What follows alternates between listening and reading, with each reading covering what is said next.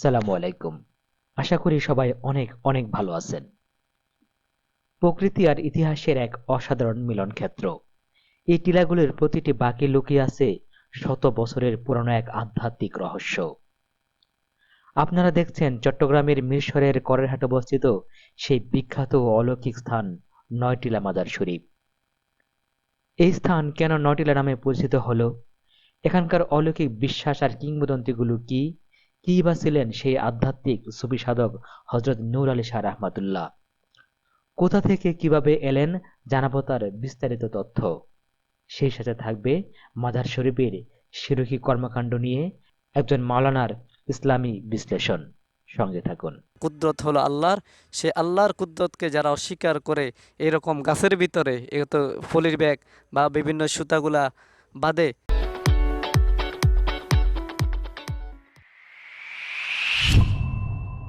বাংলাদেশের আনাচে কানাচে ছড়িয়ে ছিটিয়ে আছে এরকম অসংখ্য মাজার।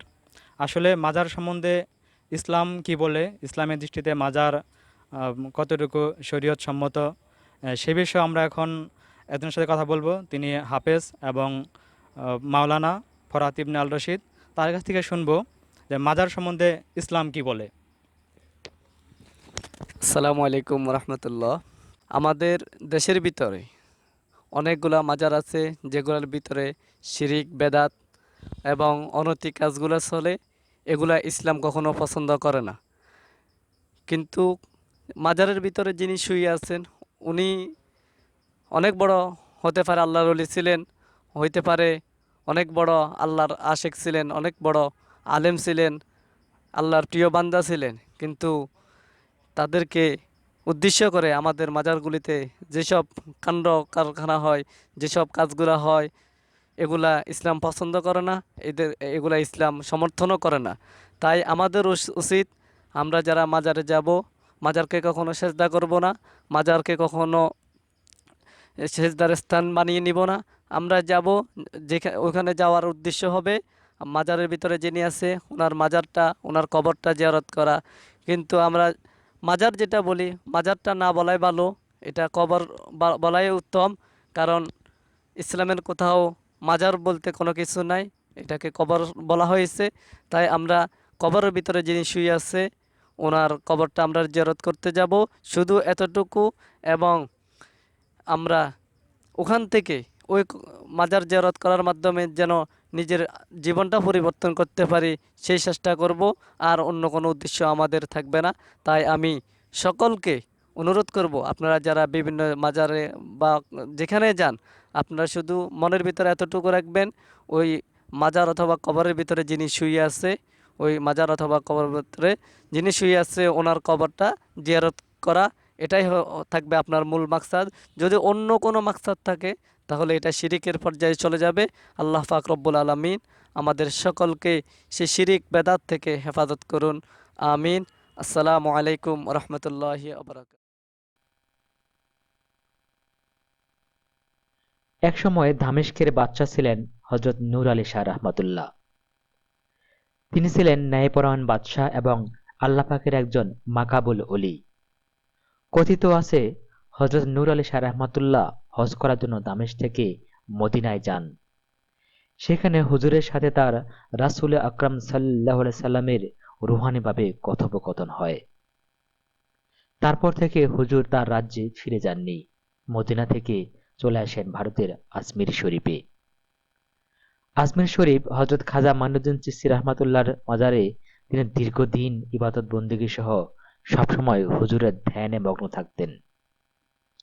মুরাকাবা করতে করতে একদিন হযরত খাজা মাইনুদ্দিন চিশতি রাহমাতুল্লাহর সাথে হযরত নূর আলী শাহ রাহমাতুল্লাহর রুহানি কথা হয়।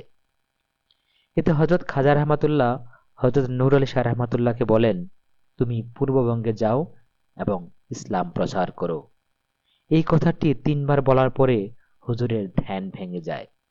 তারপর আর দেরি না করে হুজুর চট্টগ্রামের মিরসরাই থানার অন্তর্গত করেরহাটের পূর্বে ঘেরামারা অঞ্চলে এসে অবস্থান করেন। হুজুর যখন এখানে আসেন তখন এলাকাটিতে লোকজন একেবারেই কম ছিল। কিছু পাহাড়ি লোক ছাড়া আর কেউ ছিল না বললেই চলে। ঘেরামারার যে স্থানটিতে হুজুর আসন গ্রহণ করেন সেখানে একটি পুকুর ছিল, যা এখনো আছে। আরো বলতে হয় যে এই অঞ্চলে যখন জাপান ব্রিটিশের যুদ্ধ চলছিল, তখন ব্রিটিশ সৈন্যরা এখানে অবস্থান করেন। এক পর্যায়ে ব্রিটিশ সৈন্যরা একে অপরকে গুলি করে হত্যা করে এবং অনেকেই দৃষ্টিশক্তি হারান। এসব খবর তৎকালীন তাদের মেজর এস রহমান শুনতে পেয়ে কলকাতা থেকে দ্রুত ছুটে আসেন এই স্থানে। তখন তিনি তার বাকি সৈন্যদের থেকে জানতে চান এসব দুর্ঘটনা কিভাবে হলো।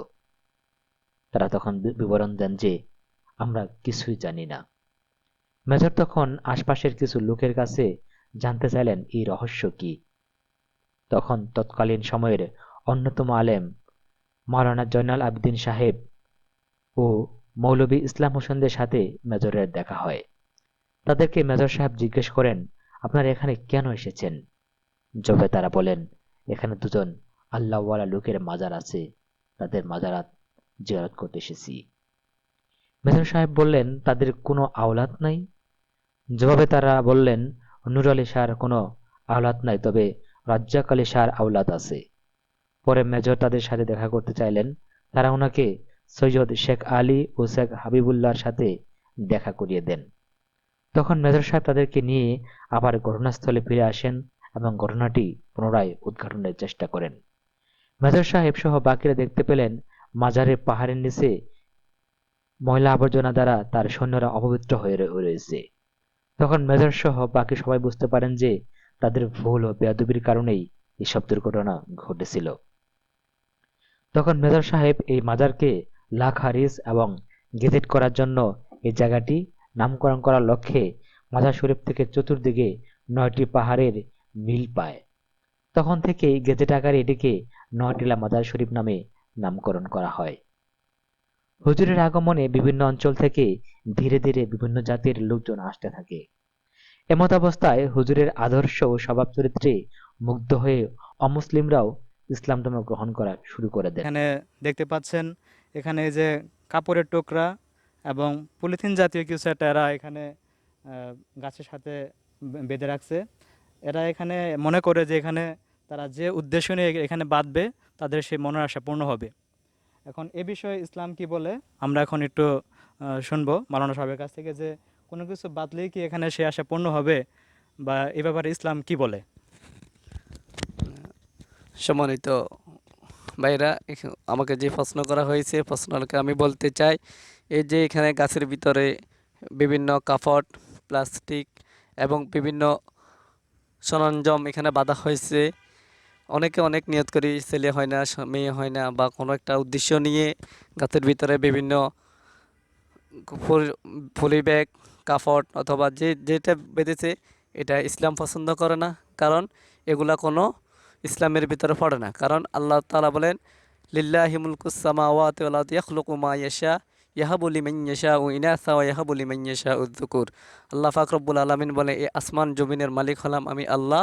আমি আল্লাহ মানুষদেরকে ইচ্ছে করলে সন্তান দিই, কাউকে ছেলে দিই, কাউকে মেয়ে দিই, কাউকে আবার ইচ্ছে করলে ছেলে মেয়ে দুইটাই দিই, আবার কাউকে ইচ্ছে করলে একেবারে নিঃস্ব করে রাখি। এখানে অন্য কারো হাত নাই। কারণ একমাত্র কুদরত হলো আল্লাহর।